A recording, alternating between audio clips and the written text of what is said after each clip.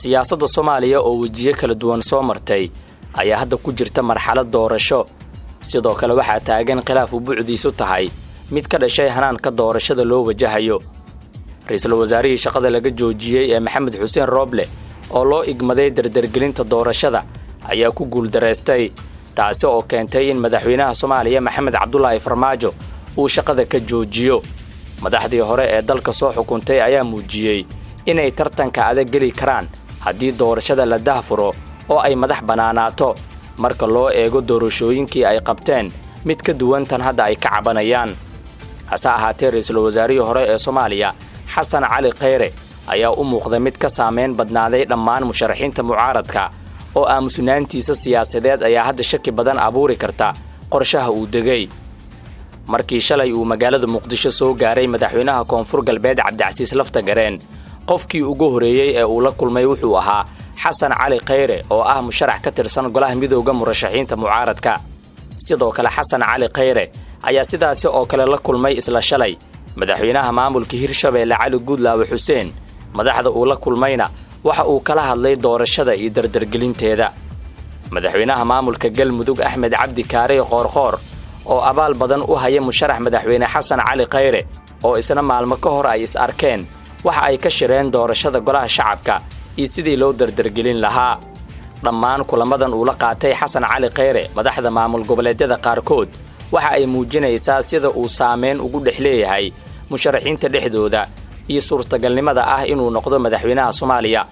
saameynta Xasan Cali Khayre ee doorashada iyo aamusnaanta uu ku wajahayo ayaa dad badan ay u tirinayaan in weli uu gacan ka haysto xafiiska madaxweyne Farmaajo oo ay xiriir ahaan isku wanaagsan yihiin walow taasi aan cadeymo loo haynin dadka siyaasadda falanqeeya ayaa aaminsan in aamusnaanta ra'iisul wasaarihii hore ee Soomaaliya Xasan Cali Khayre ay u horseedi doonto guul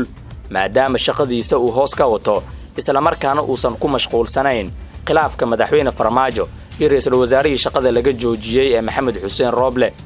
waxaa tusaale muuqda ah dagaal oogayaasha ku dhex jira musharaxiinta mucaaradka sida Xasan Sheekh Maxamuud iyo Cabdiraxmaan Cabdishakuur Warsame oo iyagu ku mashquulsan villa Soomaaliya iyo khilaafka madaxda ugu sareysa dalka iyaga oo ka shaqeynaya in khilaafka mas'uuliyiinta ugu sareysa dalka uu isku bedelo gacan ka hadal